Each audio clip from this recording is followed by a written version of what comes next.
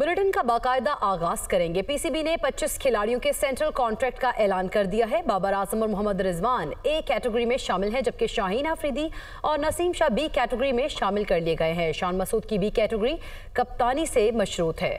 अब्दुल्ला शफीक, शादाब खान, इब्रार अहमद सी category में शामिल हैं। साजिद खान, सलमान अली आगा और सऊद शकील भी सी कैटेगरी में शामिल। हारिस रऊफ और साइम अयूब सी कैटेगरी में शामिल हैं। उसामा गौरी हमारे साथ मौजूद हैं। उसामा, नया सेंट्रल कॉन्ट्रैक्ट जारी कर दिया गया है और काफ़ी इसके अंदर जो है चेंजेस जो है वो की गई हैं, तो आगाह कीजिएगा।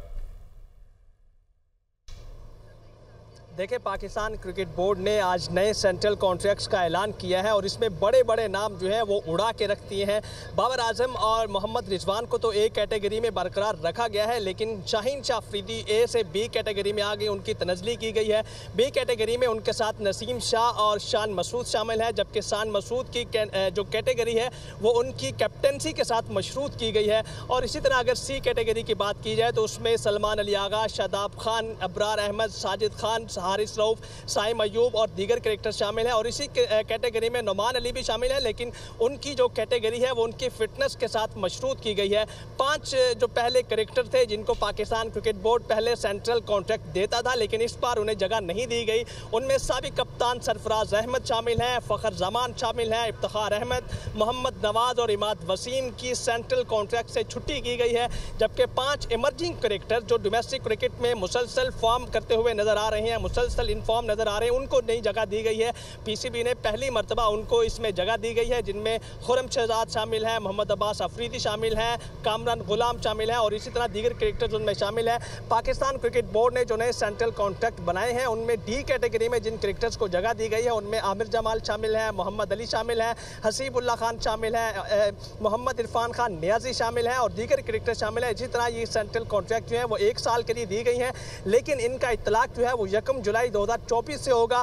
पाकिस्तान क्रिकेट बोर्ड ने जिन शराइत पर ये सेंट्रल कॉन्ट्रैक्ट दिए हैं उनमें सबसे बड़ी जो शर्त है वो फिटनेस और फॉर्म की है और इसी चीज़ को मद्देनजर रखते हुए कौमी क्रिकेटर को नए सेंट्रल कॉन्ट्रैक्ट दिए गए हैं। जिन क्रिकेटर्स को सेंट्रल कॉन्ट्रैक्ट की लिस्ट से बाहर किया गया है उनमें सरफराज अहमद शामिल है, चूँकि वो पीसीबी के जो डोमेस्टिक टूर्नामेंट है, डोमेस्टिक के मेंटोर्स हैं, उनमें शामिल हैं, इसीलिए उन्हें सेंट्रल कॉन्ट्रैक्ट की लिस्ट से फारिग कर दिया गया है। जबकि उनके साथ दीगर क्रिकेटर जो फारिग किए गए हैं उनमें इफ्तिखार अहमद शामिल हैं। हैरानकुन तौर पर फ़खर जमान को इसमें जगह नहीं दी गई, हालांकि वो वाइट बॉल में हमने मुसलसल देखा कि वो फॉर्म में नजर आते हैं, लेकिन कुछ वजूहात की बिना पर उन्हें सेंट्रल कॉन्ट्रैक्ट की लिस्ट में शामिल नहीं किया गया। जबकि पाकिस्तान क्रिकेट बोर्ड का मजीद कहना है कि जिन क्रिकेटर्स को सेंट्रल कॉन्ट्रैक्ट दिए गए हैं वो फिटनेस और फॉर्म की मशरूत उनके नज़र रखा गया है, वो फिटनेस पे पूरा उतरे थे और इसी तरह उनमें शामिल किया गया है। याद रहे कि पीसीबी ने आज दौरे ऑस्ट्रेलिया और जिम्बाब्वे के लिए भी कौमी क्रिकेट टीम का ऐलान करना है, नए कप्तान का भी ऐलान आज होगा, लेकिन इसमें सेंट्रल कॉन्ट्रैक्ट में एक चीज़ रखी गई है, जो साबिक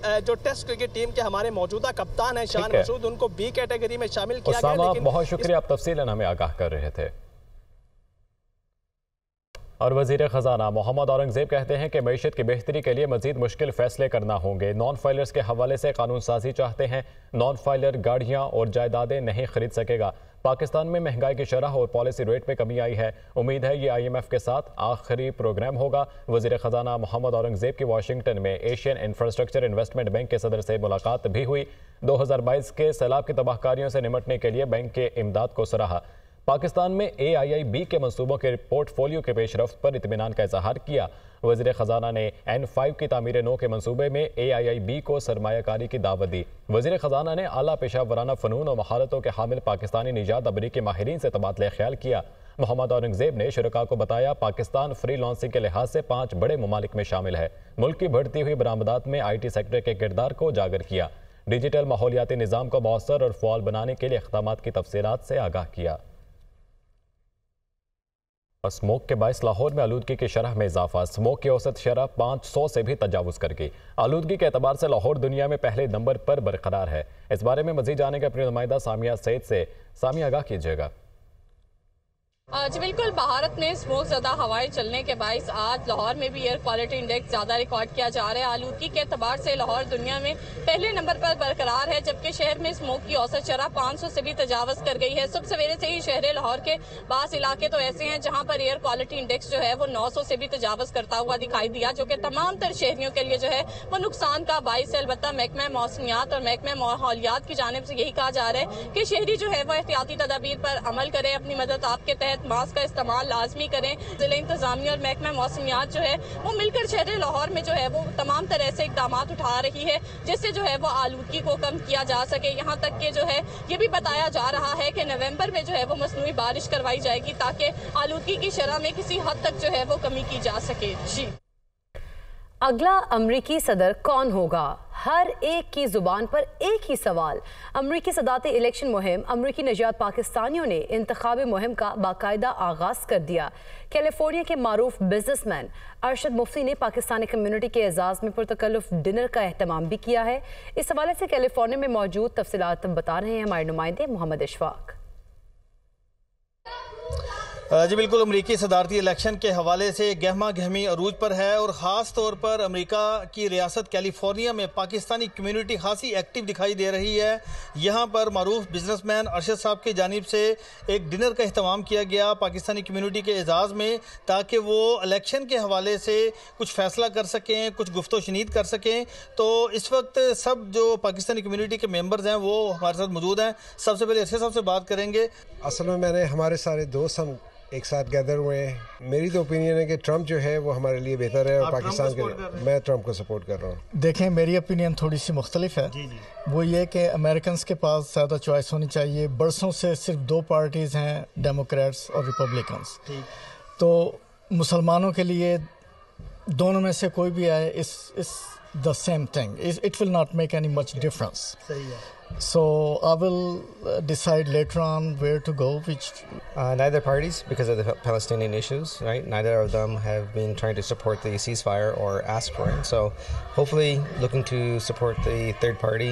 Both parties have their pros and cons, but the reality also is the people at the top of the ticket, neither has actually clearly articulated what their domestic policies are. नाज़रीन, हमारे साथ और भी पाकिस्तानी मौजूद हैं।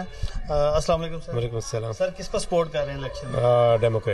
डेमोक्रेट्स को। yes. क्या reason है उसकी? Mainly because of the racism of mister Trump, because जब भी आता है रेसिज्म बढ़ जाती है। मैं जी अपना ट्रंप को सपोर्ट कर रहा हूँ। उसकी रीज़न मेनली यही है कि मतलब अगर आप डेमोक्रेट पार्टी को इस वक्त देखें तो उन्होंने जो हाल किया है हमारा मिडल ईस्ट में, तो I think we should give him a chance. सही है। सर, आप क्या कहना चाहेंगे, इस इलेक्शन में किसको सपोर्ट करेंगे आप? I'm gonna go ahead and support Trump because he's gonna end the war, especially in Ukraine and Israel and Palestine. But I think Trump is the right choice, so I'm gonna vote him. Yes. नाज़रीन, जितने भी अपने Pakistani community के लोग यहाँ पर मौजूद हैं और मिले जुले रद्द-ए-अमल का इजहार किया है।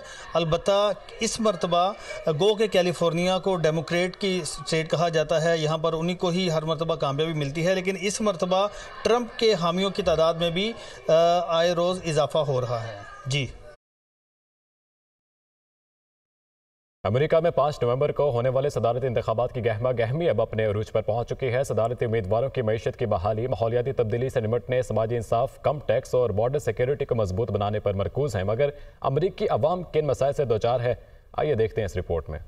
अमरीकी अवाम 2024 के सदारती इंतखाबात की तैयारी कर रहे हैं और इस दौरान कई अहम मसाइल इनकी तवज्जो का मरकज़ हैं। गुज़िश्ता कुछ सालों में महंगाई की शरह में इजाफा हुआ है, जिसने रोज़मर्रा की अशिया की कीमतों पर असर डाला है। अमरीकी अवाम के लिए बुनियादी ज़रूरियात की खरीदारी मुश्किल हो गई है। मुलाजमतों की कमी और बेहतर तनख्वाहों की तलब में इजाफा हो रहा है। बहुत से अफराद को ऐसा महसूस होता है कि मईशत इनकी ज़रूरियात को पूरा नहीं कर रही। दौलत की तकसीम में अदम मुसावात की वजह से अवाम में अदम इत्मीनान पाया जाता है, जिसके नतीजे में हुकूमत पर दबाव बढ़ता जा रहा है कि वो इस मसले को हल करे। सेहत के निजाम की पेचीदगी और तिब्बी बीमे की बुलंद कीमतें अवाम के लिए बड़े मसाइल बनी हुई हैं। बहुत से अमरीकी अफराद अब भी बगैर बीमा गुजर बसर कर रहे हैं, जबकि वबा के बाद की सेहत की खिदमत की फ्राहमी, खास तौर पर ज़हनी सेहत के मसाइल पर तवज्जो की जरूरत है। अमरीकी अवाम स्कूलों की फंडिंग, मियार और निसाब की बेहतरी के लिए आवाजें बुलंद कर रहे हैं। तालीमी कर्जों की भारी मिकदार ने नौजवानों को माली तौर पर मुतासिर किया है, जिसकी वजह से कर्ज माफ करने के इक़दामात पर बहस जारी है। दूसरी जानिब माहौलियाती तब्दीली तब्दीली के असरात जैसे कि शदीद मौसम और कुदरती आफात अमरीकी अवाम की सेहत और मैशत पर असरअंदाज हो रहे हैं। अवाम ज्यादातर काबिल तजदीद तवानाई के जराये को अपनाने का मुतालबा कर रहे हैं। नस्ली इम्तियाज और इंसाफ के मसाइल ने समाजी तहरीकों को जन्म दिया है और अवाम इन मसाइल के हल के लिए तब्दीली का मुतालबा कर रहे हैं, जबकि खवातीन के हकूक खास तौर पर तौलीदी सेहत के मसाइल भी इंतखाबी मुहिम में अहम मौजू हैं। अमरीका के बैन-अल-अक़वामी ताल्लुकात की पेचीदगियां खास तौर पर चीन और रूस के साथ अवाम की तशवीश का बाइस हैं। मशरिक़ वसता में जारी तनाज़ात और अमरीका की फौजी मौजूदगी के असरात पर